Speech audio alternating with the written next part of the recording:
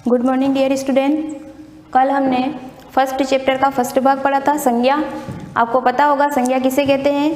किसी भी व्यक्ति, वस्तु, स्थान, गुण, भाव आदि के नाम को क्या कहते हैं? संज्ञा। हमने मोटे रूप से देखा था कि संज्ञा मुख्य रूप से 3 प्रकार की होती है। एक होती है व्यक्तिवाचक, दूसरी जातिवाचक और तीसरी भाववाचक। कल हमने ये भी देखा था कि दूसरी संज्ञाओं से या दूसरे शब्दों से भाववाचक संज्ञा कैसे बनाते हैं। व्यक्तिवाचक संज्ञा में क्या होता है कि किसी भी एक स्थान, व्यक्ति, वस्तु आदि के गुण, भाव आदि का पता चलता है। लेकिन जब कोई व्यक्ति, स्थान, प्राणी अपने पूरे समूह का बोध कराए, पूरी जाति का बोध कराए, तो उसे हम क्या कहते थे? जातिवाचक संज्ञा। इसी तरीके से किसी व्यक्ति, वस्तु, स्थान, गुण आदि की जो विशेषता होती है, उसके अंदर जो गुण होते हैं वो कौन से कहलाती थी? भाववाचक संज्ञा। और हमने देखा भी था कि बहुत सारी भाववाचक संज्ञा हम दूसरी संज्ञाओं से भी बना सकते हैं। इसके अतिरिक्त जातिवाचक जो संज्ञा होती है उसके अन्य 2 रूप होते हैं। एक होता है द्रव्यवाचक और दूसरा होता है समूहवाचक। अब आपको पता है कि पूरी जाति का बोध कराएंगे तो इसके 2 पार्ट कैसे होंगे? तो द्रव्यवाचक जो है, समूहवाचक में क्या होगा? पूरे समूह का बोध कराएंगे, जैसे कि जनता, कक्षा, भीड़, सेना। ये क्या होते हैं? पूरे ग्रुप में होते हैं, पूरे समूह में होते हैं और इन्हें हम आराम से गिन भी सकते हैं, इसीलिए क्या है? समूहवाचक। लेकिन द्रव्यवाचक के अंदर कौन सी चीज़ें आ जाएगी? कोई भी धातु ही, जैसे कि सोना, चांदी, लोहा, लकड़ी, तेल, यानी जिन चीज़ों को हम गिन तो सकते हैं लेकिन गिन नहीं पाते हैं, उन्हें हमें तोलना, मापना पड़ता है, तो वो क्या कराते हैं? अपने पूरे समूह का बोध कराए, तो वो क्या कहलाएगी? द्रव्यवाचक संज्ञा। अब हम थोड़े उदाहरण देख लेते हैं, उससे आपको पूरा क्लियर हो जाएगा कि किस तरीके से हमें संज्ञा छांटनी है। यानी आपके एग्जाम के अंदर क्या होता है कि आपको एक उदाहरण लिखकर दे दिया होता है और आपको ये कहते हैं कि इसमें से संज्ञा छांटिए या कौन सा शब्द संज्ञा है। तो जैसे फर्स्ट उदाहरण है, नरेश होशियार लड़का है। अब नरेश होशियार लड़का है, कौन होशियार है? नरेश।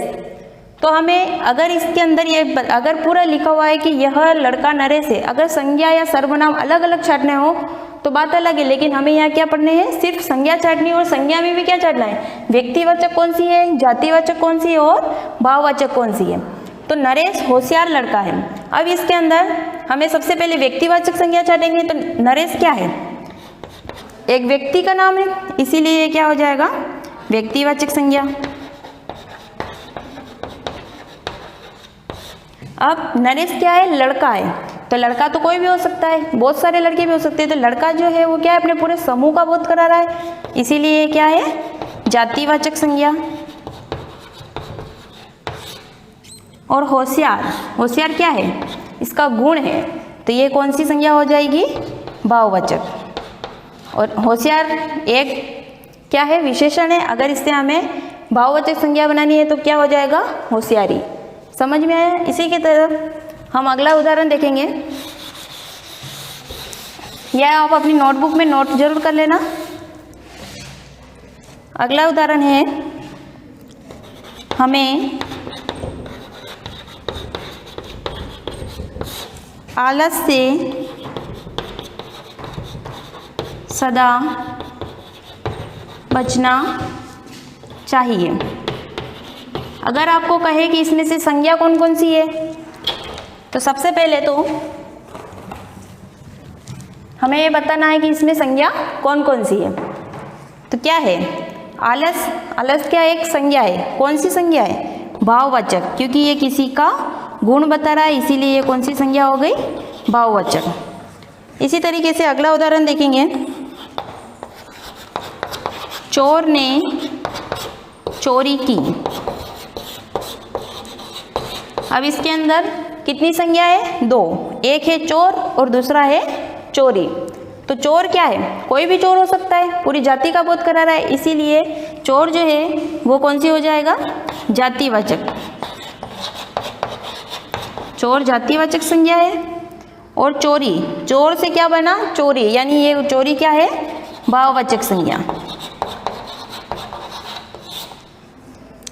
समझ में आ गया? अपनी नोटबुक में ये नोट करते रहना। अगला उदाहरण है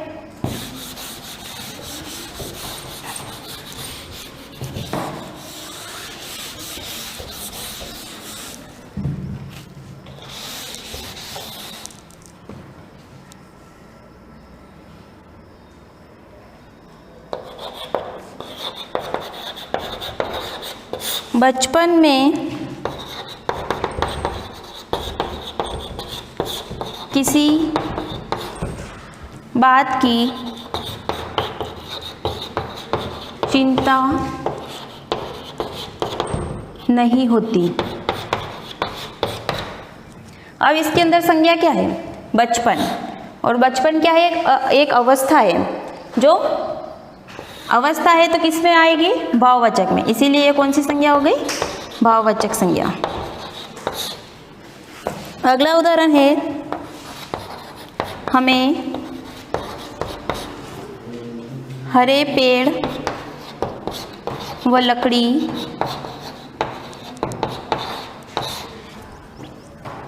को नहीं काटना चाहिए। अब इसके अंदर संज्ञा छाटनी है तो कौन सी हो जाएगी? पेड़ और लकड़ी, दो संज्ञा है। और पेड़ क्या है? कोई सा भी पेड़ हो सकता है, तो इसीलिए ये जातिवाचक है। और लकड़ी भी क्या है? जातिवाचक।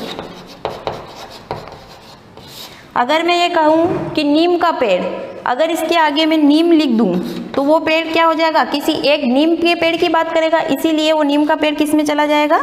व्यक्तिवाचक में। एक और उदाहरण देख लो।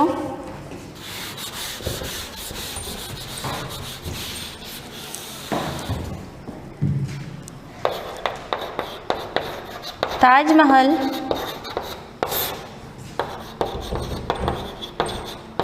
सुंदर इमारत है। अब इसके अंदर संज्ञा क्या है? ताजमहल और इमारत। अब ताजमहल क्या है? एक ही है पूरे भारत में कि बहुत सारे हैं? एक ही है ना, इसीलिए ये किस में चला जाएगा? व्यक्तिवाचक संज्ञा में। और इमारत क्या है? इमारत कोई सी भी इमारत हो सकती है, इसीलिए ये जातिवाचक में जाएगा। आप लोगों को समझ में आ गया होगा। इसके अलावा आपकी बुक में बहुत सारी एक्सरसाइज है, आप उन्हें भी करते रहना, जिससे कि आपका पता चल जाए कि संज्ञा क्या है, इसके कौन कौन से भेद है, और इसमें आपको एग्जाम में अगर आ जाए तो किस तरीके से इसे छाटना है। ठीक है, थैंक यू।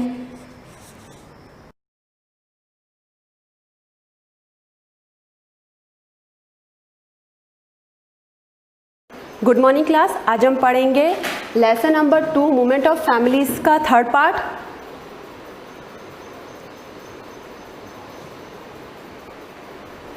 हमने इस चैप्टर में पहले ये पढ़ा था कि मूवमेंट ऑफ फैमिलीज किसे कहते हैं, माइग्रेशन किसे कहते हैं, इसके कौन कौन से रीज़न है। हमने थोड़े बहुत रीज़न पहले मैंने आपको बताए थे। इसके अंदर कुछ रीज़न्स जो बाकी रह गए थे वो मैं आज आपको बताऊंगी, और इसके इफ़ेक्ट क्या है वो भी मैंने थोड़े बहुत आपको पहले बताए थे। किस वजह से फैमिलीज अपने नेटिव प्लेस से बाहर जाकर रहती है, सिटीज़ में जाकर सेटल हो जाती हैं और वहीं पर वो रहने लग जाते हैं। तो उसके रीज़न्स क्या है वो मैंने थोड़े बहुत आपको पहले बता दिए हैं, कुछ मैं अभी आपको बताती हूँ। हम शुरू करेंगे यहाँ से। Hariya's family lived in a village, he had a small pottery business in the village. Hariya's नाम का व्यक्ति है, उसकी फैमिली है जो गाँव में रहती है। ही had a small pottery business. Pottery business means होता है कि मिट्टी के बर्तन बनाने का बिजनेस। वो गांव में मिट्टी के बर्तन बनाने का बिजनेस करता था, व्यवसाय करता था। His income from that business was so meagre that barely could he manage his family. जो उसका जो बिजनेस था उसकी वजह से जो उसकी इनकम थी वो बहुत ज़्यादा कम थी, उसकी वजह से वो अपनी फैमिली को बहुत मुश्किल से मैनेज कर पा रहा था, बहुत मुश्किल से उस अपनी फैमिली को वो चला पा रहा था। His son was growing up. उसका जो बेटा था वो बड़ा होता जा रहा था। यहाँ पर मीगर का मतलब है कि बहुत कम, अल्प बहुत कम संख्या में, और बर्ली मीन्स है कि मुश्किल से। His son were growing up, उसका बेटा बड़ा होता जा रहा था। One day his friend come to the village and took both of his son along with him to the city to make them work at his shop। एक दिन उसका एक फ्रेंड आया, उसका एक दोस्त आया गांव में, वो उसे और उसके बेटे को अपने साथ शहर में ले गया अपनी शॉप पर काम दिलवाने के लिए।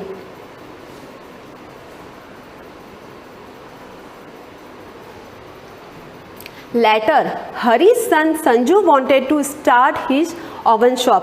बाद में जब वो हरी का बेटा संजू जब उसके फ्रेंड की शॉप पे जब वो काम करने लगा, तो फिर बाद में उसे लगा, उसने सोचा वो अपना भी एक बिजनेस खुद का स्टार्ट करना चाहता था, अपनी खुद की वो शॉप खोलना चाहता था। At that time he had to face various problems like shortage of money, place of shop,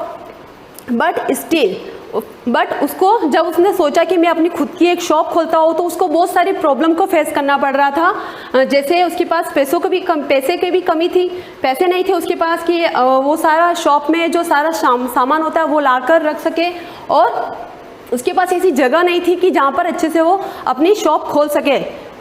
but still he did not lose courage and his relative help him, but उसने अपनी हिम्मत नहीं हारी। करेज मीन्स होता है हिम्मत या साहस, तो उसने अपनी हिम्मत नहीं हारी और उसके जो रिश्तेदार थे उन्होंने उसकी हेल्प की।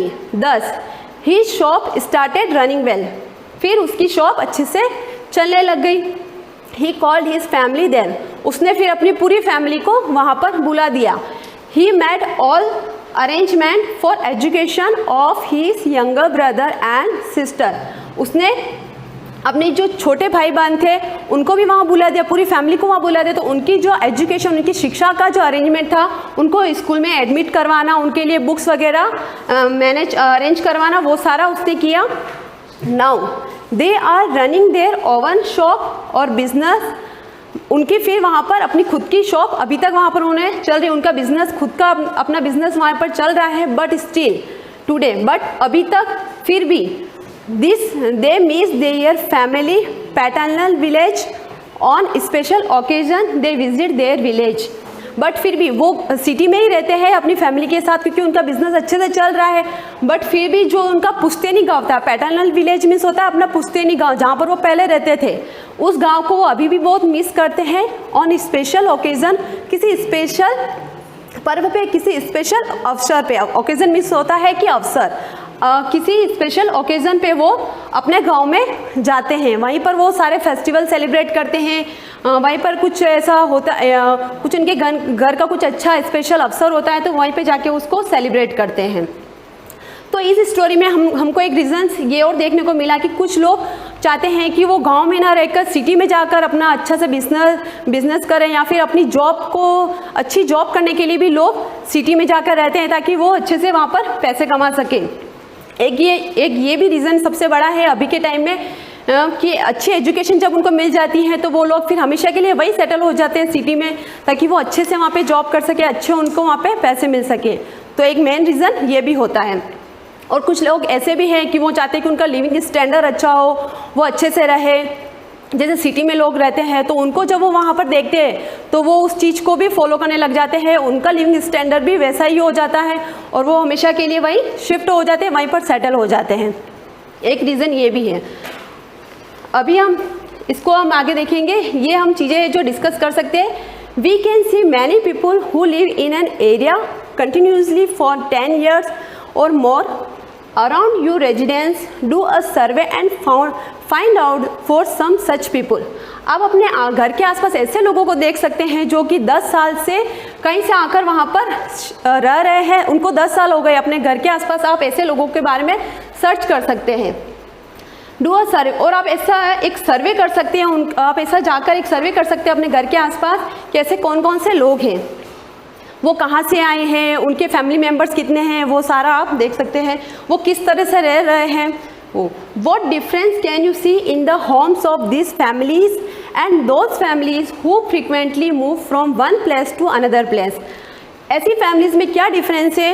ऐसी फैमिली जो कि कहीं और जाकर तो रह रही है, लेकिन उनको वहाँ रहते रहते भी टाइम हो गया है, 10 साल हो गए, 20 साल हो गए, अपने नेटिव जगह से हटकर भी कहीं और जाकर रह रहे हैं, तो उनको बहुत ज़्यादा टाइम हो गया है। और ऐसी फैमिली जो कि 1 साल यहाँ रहे और 1 साल, क्योंकि उनकी बहुत से लोग होते हैं जिनके कुछ रीजंस होते हैं, जैसे उनकी जॉब होती है, तो वो उनके जब जॉब का जब ट्रांसफ़र होता रहता है तो वो एक जगह से दूसरे जगह पर वो जाते रहते हैं। तो ऐसी फैमिलीज़ जो 10-20 साल से एक ही जगह पर रह रहे हैं, या फिर ऐसी फैमिलीज़ जो 1 या 2 साल में एक जगह से दूसरी जगह पर मूव करते रहते हैं, तो उनके बीच में क्या डिफरेंस है, उनके बीच में क्या डिफरेंस है, वो किस तरह से रहते हैं, वो हम इसके अंदर डिस्कस कर सकते हैं। विच family live their homes and go their field for farming during the rainy month. ऐसी फैमिलीज जो अपने घर पर ही रहती है, अपने जहाँ वो हमेशा रहते हैं वहीं पे रहते हैं, बट जब रेनी मंथ आता है, जब बरसात का मौसम आता है, तो वो अपने खेतों में जाते हैं फार्मिंग करने के लिए। फार्मिंग मीन्स खेती करने के लिए वो खेतों में जाते हैं। तो ऐसी कौन सी फैमिलीज हैं? नेक्स्ट हम देखेंगे आगे।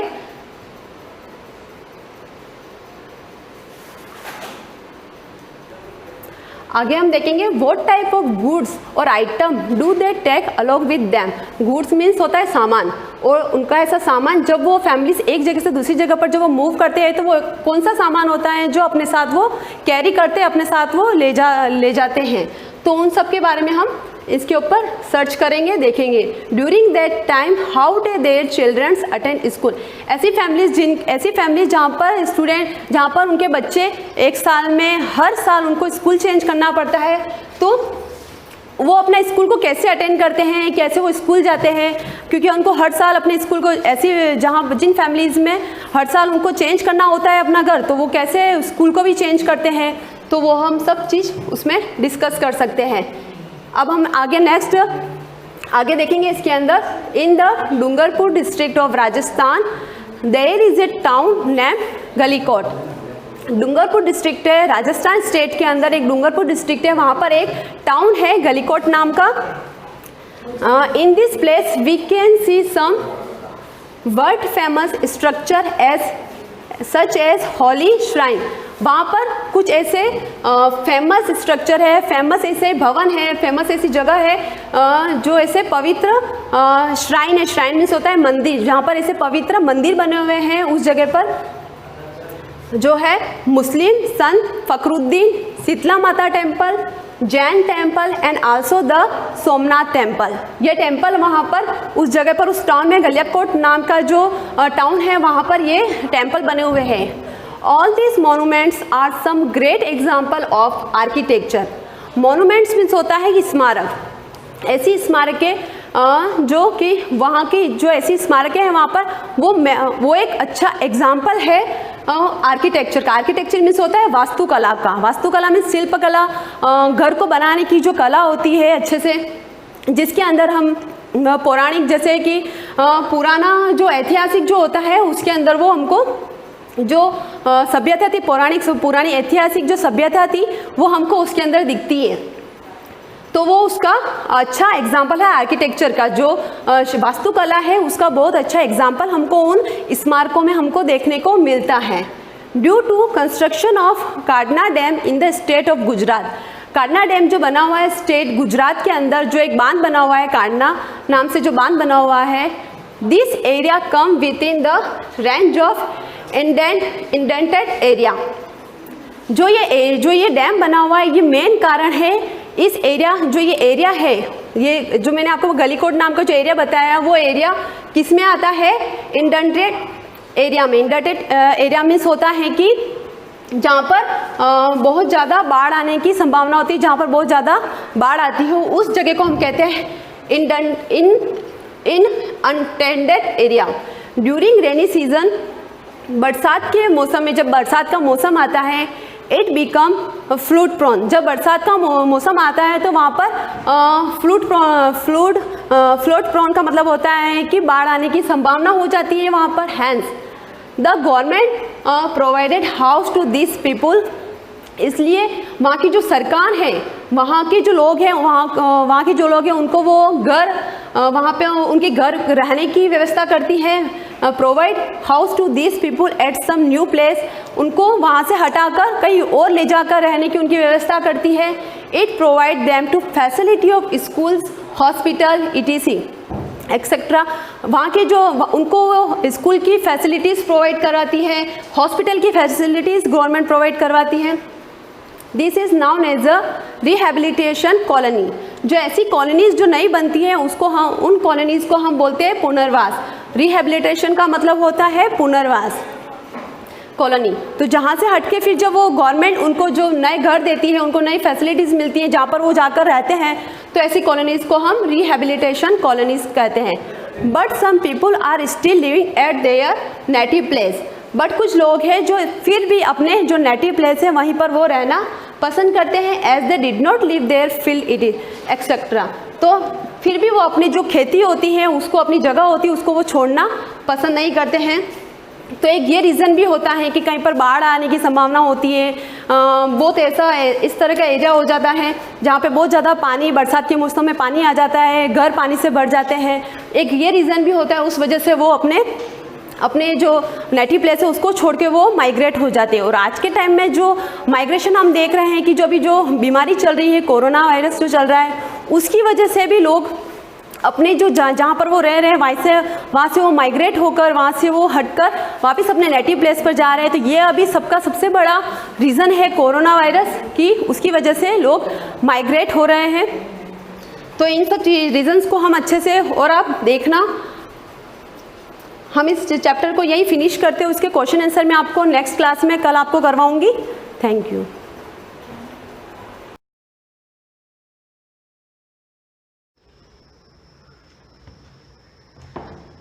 Good morning students. कल हमने एकल परिवार और संयुक्त परिवार के बारे में पढ़ा। शायद आपने भी होमवर्क कर लिया होगा। कल मैंने एक सारणी दी थी, टेबल, एकल परिवार के कौन कौन से सदस्य होते हैं, संयुक्त परिवार के कौन कौन से सदस्य होते हैं।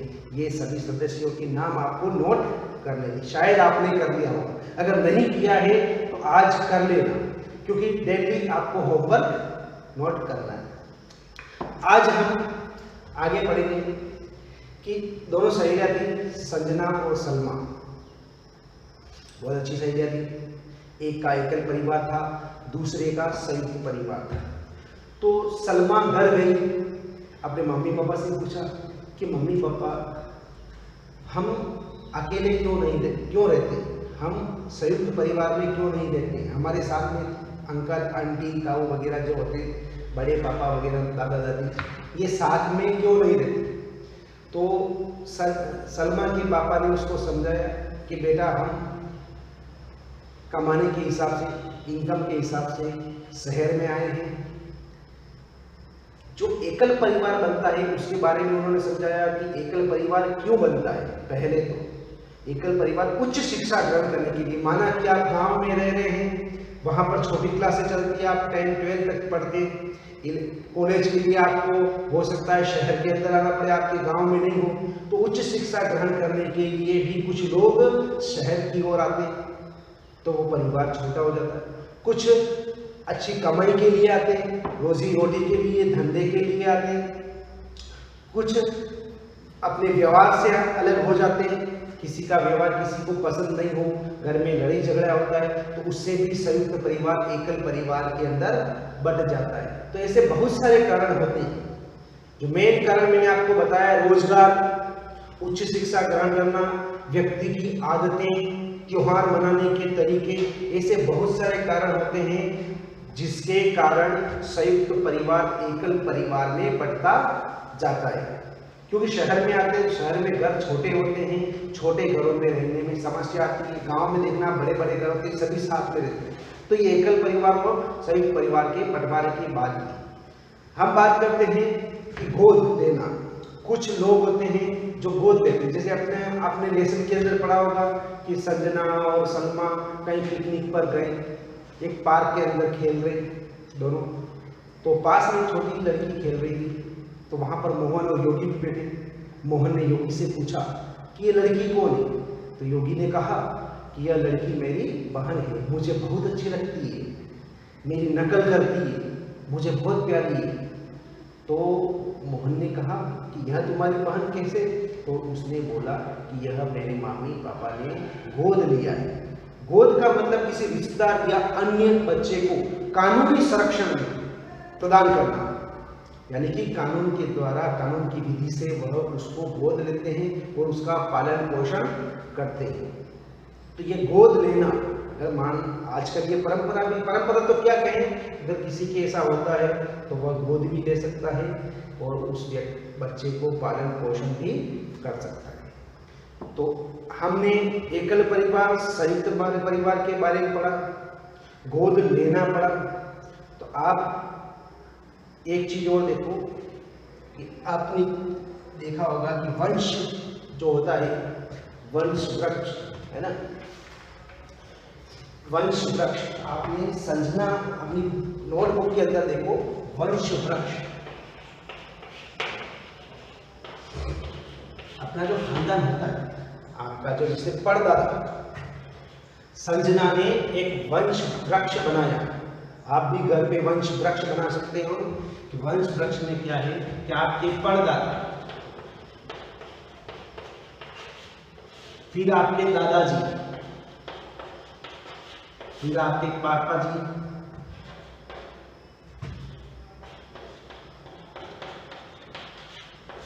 और आप स्वयं। एक आपके ननिहाल पक्ष में भी ले लीजिए, ठीक है ना, एक आपके ननिहाल पक्ष में भी ले लीजिए, नाना जी है ना, पर नाना जी से, पर नाना जी होता है, नाना जी हो गए, है ना, आपके माता जी हो गई, और आप स्वयं हो गए। ये आपके दादी का परिवार, ये आपके नानी का परिवार, ये आपके पापा का परिवार, ये आपके मम्मी का परिवार। इसके अंदर देखो परदादाजी, फिर दादाजी हुए, फिर पिताजी, फिर आप स्वयं हो गए। इसके अंदर परनानी जी, आपके नानी जी, आपके माता जी और स्वयं, एक के बाद में एक, ये जो है पीढ़ी दर पीढ़ी, इसको वंश वृक्ष कहते हैं। जिसे आप भी इस प्रकार का बना लीजिए और उसके अंदर अपना नाम लिख लीजिए, मतलब आपके परदादा जी का नाम कोई भी हो, मान लो आपके परनाना जी का नाम मोहन जी है, मोहनलाल जी, ठीक है ना, दादाजी का नाम मान लो आपके केरास जी, जो भी है,